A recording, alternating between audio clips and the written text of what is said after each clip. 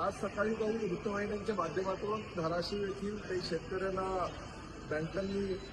पीक कर्जाच्या ज्या नोटिसा आहेत त्या दिल्याच्या निदर्शनास आल्यानंतर मी धाराशिवचे जिल्हाधिकारी शक्तिकिरण पुजारा यांच्याशी चर्चा केली आणि चर्चा केल्यानंतर असं निदर्शनास आलं की त्या ज्या नोटिसेस दिल्या होत्या त्या 13 सप्टेंबर पूर्वीच्या आहेत आणि त्या नोटिसेस आता काहीतरी वृत्तवाहिन्यांच्या निदर्शनास आलेल्या, परंतु सर्व बँकांना जिल्हाधिकाऱ्यांच्या माध्यमातून असं सूचित करण्यात आलेलं आहे की पूर परिस्थिती पूर्ण जिल्ह्यामध्ये असल्याकारणानं तुम्हाला नोटिसेस पाठवू नये. जोपर्यंत शासनाचा अंतिम निर्णय ह्या पीक कर्जाच्या बाबतीतला होत नाही तोपर्यंत कुठल्याही शेतकऱ्यांना घाबरून सोडू नये.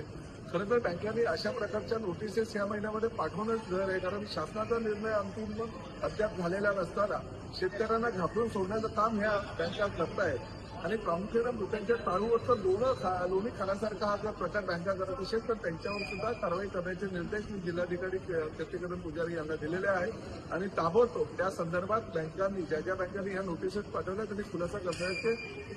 सुद्धा आश्वासन मला जिल्हाधिकारी शक्तिकिरण पुजारी यांनी दिलेलं आहे. त्यामुळे शेतकऱ्यांनी कुठल्याही परिस्थितीमध्ये घाबरू नये. आज मंत्रिमंडळाची बैठक आहे, बैठकीमध्ये त्या संदर्भात चर्चा होईल आणि माननीय मुख्यमंत्री आणि दोन्ही उपमुख्यमंत्री ह्या पीक कर्जाच्या बाबतीतला अंतिम निर्णय लवकरच घेण्याची शक्यता असल्याकारणानं शेतकऱ्यांनी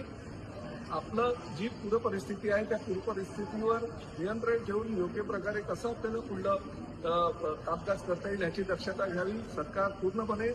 मराठवाड्यातील शेतकऱ्यांच्या पाठीशी आहे. ज्या ज्या ठिकाणी पूर परिस्थिती निर्माण झालेली त्या सगळ्यांसाठी राज्य शासन प्रयत्न करत आहे की त्यांना लवकरात लवकर ज्या काही सुविधा देता येईल त्या सुविधा द्यायच्या आहेत, परंतु बँकांनी मात्र ज्या नोटिसेस पाठवलेल्या त्याबाबतीत ताबडतोब खुलासा करणं गरजेचं आहे.